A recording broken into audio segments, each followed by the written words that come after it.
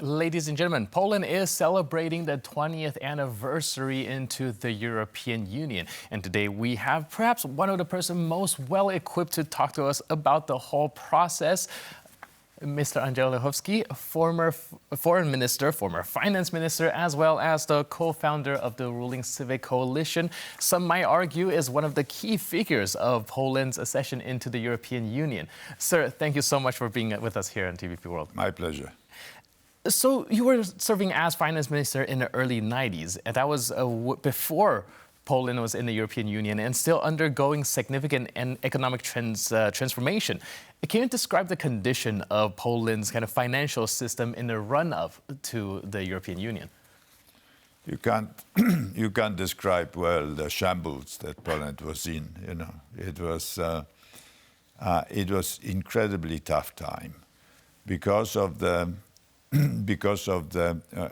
huge foreign debt, because of the sanctions that Poland was under, and because of deficiency of the centrally planned system. Poland was really in incredibly bad position. Inflation was running at about 3,000% a year. So these are the things that you now find sometimes in some African or Latin American countries, but never in Europe. People were just very poor and desperate, quite.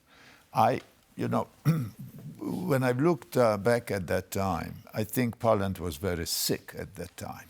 There was much bigger rate of suicides. There was much bigger. The life expectancy went down, and so on and so on. So it was very bad time economically.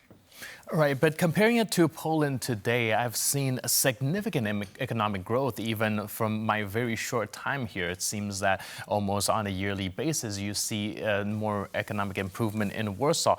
So can you help us understand what are the changes throughout the years, and what do you think is the turning point of the said sickness that you mentioned in the Polish economics? What happened was that in 1989, we have introduced what is called Balcerowicz Plan. That was a series of tough economic measures, which was conceived and then executed by the Deputy Prime Minister Balcerowicz. A godsend figure, I really think, at that time. He was tough. It was all tough. It was like very unpleasant medicine, but it worked. So by the time that's 89, okay? By the time I was finance minister, early 92, I was briefly only for a few months finance minister. The growth started to show. I'm very proud to say, on my watch, the growth showed. It was not because of me, but I could have destroyed it, take some and credit. I didn't, okay? And once it took off, it never stopped. We have just recently a little technical recession, but it was 1 quarter. But Poland is growing since 1992. Okay, that makes 22 years of uninterrupted growth on the average rate of 3.5%. I recently saw a table which was comparing GDP growth per capita in 40 main economies in the world between 1990 and 2019. And the biggest growth was in China. That was number one. And number two was Poland. Okay, in this chart. There are different charts like this, different tables, but Poland is always in the leading group there. So it was fantastic. Now, big reason for that is the membership in European Union. All right, and I actually do want to ask you that about the European Union. And looking back over these past 2 decades, how does Poland's current position in the European Union compare to perhaps your vision and expectation back then? Earlier on, back in 1989, I was chief negotiator of the first ever economic agreement between what was called then European communities, not yet European Union, but European economic communities, and Poland. And I proposed at that time that we will write in a preamble to that agreement that we say that both parties, both sides, are conscious of the common European future, okay? Mind you, Soviet troops were still in Poland, government was communist, but yet we were willing to propose that kind of wording. It didn't work. The members of European communities were not ready to do it. It took many years to negotiate agreement. For people who are now we will have a repetition of a similar process. A big country, 38 million people at that time, potentially big economy, was on the way to be integrated into already functioning mechanism, okay? Now we will face the same situation with Ukraine. Big country, big economy, agricultural economy. Wow, the word agricultural in European Union is immediately creating trouble. So that was the process at that time. Somehow including Poland into this economy was difficult. So those were tough negotiations. They finally worked. Poland joined formally, because it basically was already integrated, but it joined formally 20 years ago in 2004, which was much later than I thought. I thought that by 2000 we will be already in. But anyway, 2004. And I think the results surpassed all the most optimistic expectations. Right.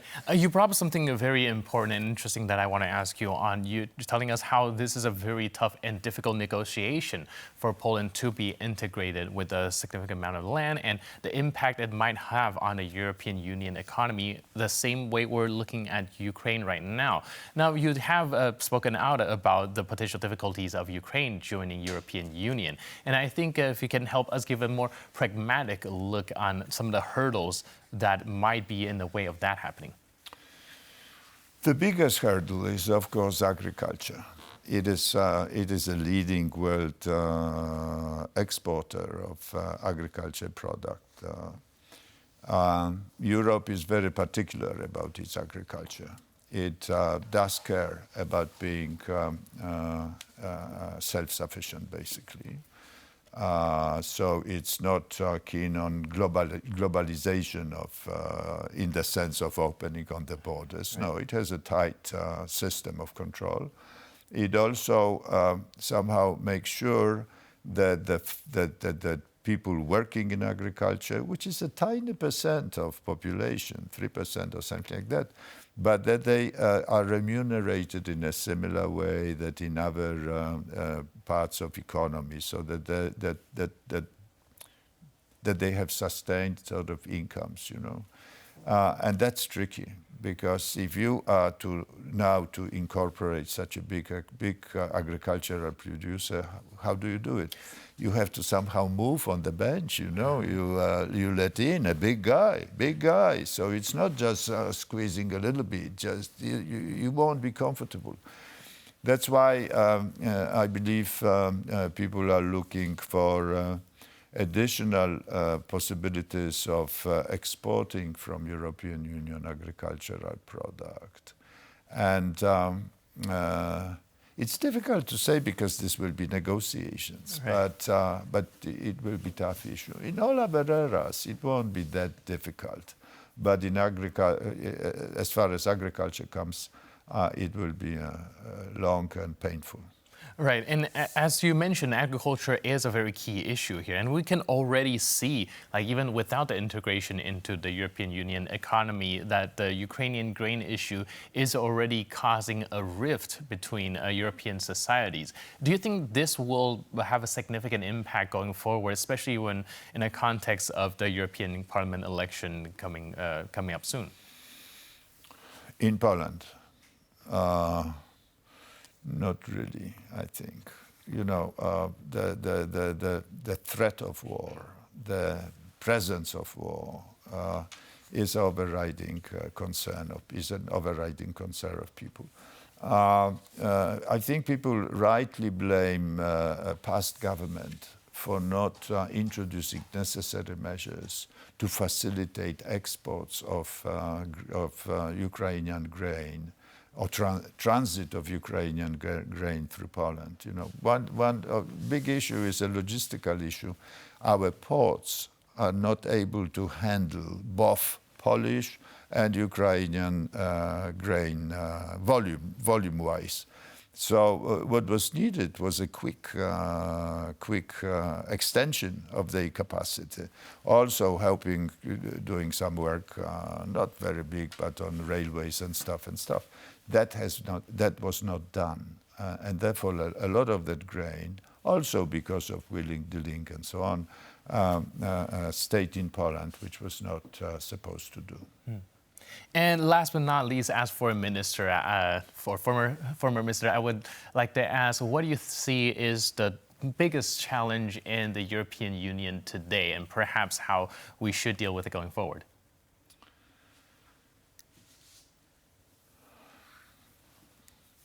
There are a number of them.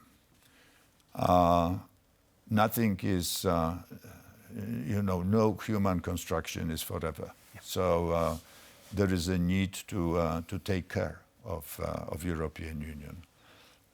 It's the most wonderful thing that happened to Europe in the last 300 years or what. So people should be concerned about that. But there are people who don't think in those ways, and there's are populists and nationalists and so on and so on. So this is the big problem. But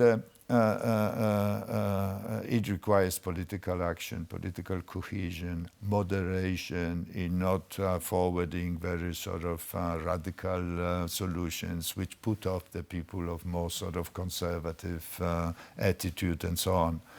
But the overriding issue for the short term, next few years, is security, is European security. Europe has well done during the pandemics in sort of safeguarding population from this illness, in that war, and that experience should be very helpful in also converging around idea of common defense, particularly given that we are not so sure as we were before about what happens in the United States and their commitment to European security. So that's a big deal, which will also have a big impact on the solidity of European Union in future. Right, so a lot of issue going forward, a lot of challenges, but as you said, this is a very cohesive union, and hopefully it will be dealt with and we'll overcome the challenge as we get there. Thank you so much, sir. Really appreciate it. And thank you. Thank you for being with us. Appreciate it.